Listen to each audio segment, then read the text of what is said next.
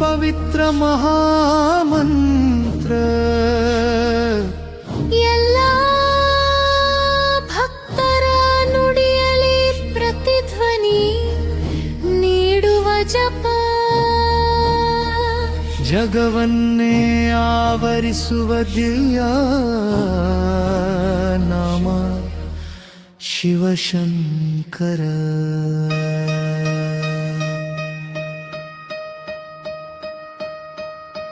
ಕೈಯಲ್ಲಿ ತ್ರಿಶೂಲ ಹಿಡಿದು ನಯನಗಳಲ್ಲಿ ಕರುಣೆಯ ಬೆಳಕು, ಕೈಲಾಸ ಪರ್ವತದ ಮೇಲೆ ಧ್ಯಾನಸ್ಥನಾದ ಮಹಾದೇವ ಅವನೆಂಬ ನಾಮ ಸ್ಮರಣೆಯಿಂದಲೇ ಪಾಪಗಳೆಲ್ಲ ಕರಗಿ ಹೋಗುವುದು. ಅವನ ಸನ್ನಿಧಾನದಲ್ಲಿ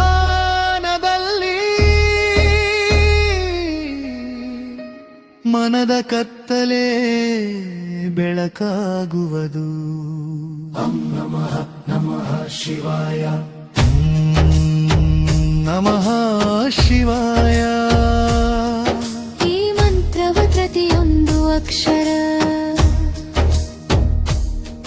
ನಮ್ಮ ಒಳಗಿನ 5 ತತ್ವಗಳನ್ನು ಸ್ಪಂದಿಸಿ ಪ್ರಾಣದೊಳಗೆ ಶಾಂತಿ ಮತ್ತು ಶಕ್ತಿಯನ್ನು ತುಂಬುತ್ತದೆ.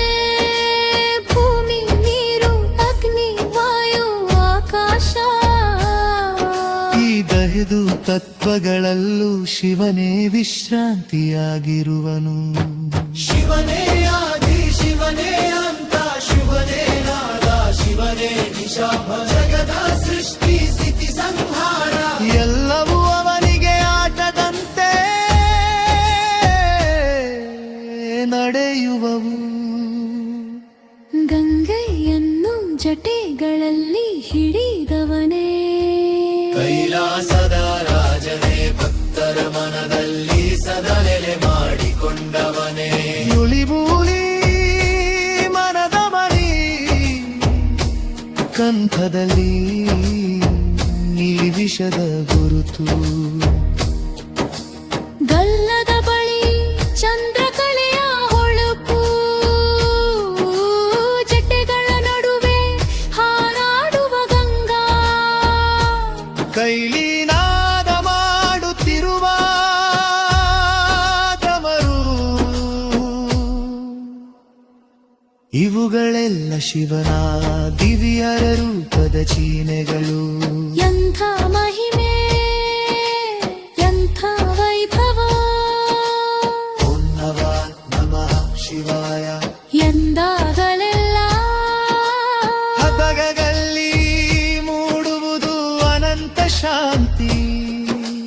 ಹಲವಾರು ಯುಗಗಳ ಹಿಂದೆ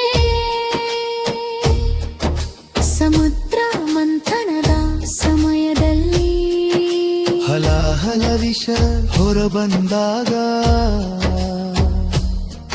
ಲೋಕವನ್ನೇ ರಕ್ಷಿಸುವುದಕ್ಕಾಗಿ ಸ್ವಂತ ಕಂಠದಲ್ಲಿ ಹಾಕಿಕೊಂಡ ಮಹಾದೇವ.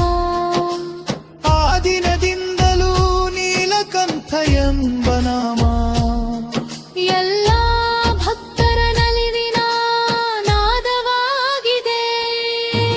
ಓಂ ನಮಃ ಶಿವಾಯ.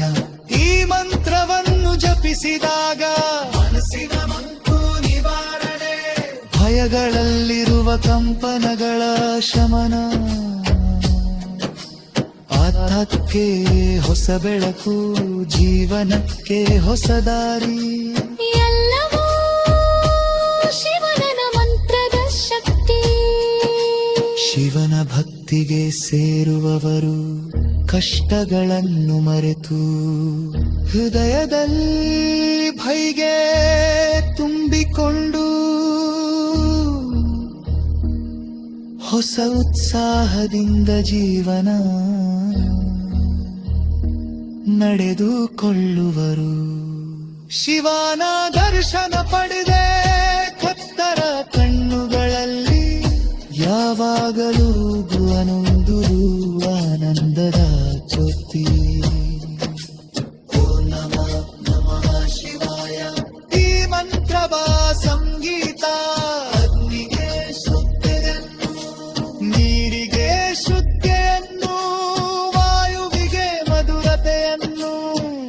ಮನಸ್ಸಿಗೆ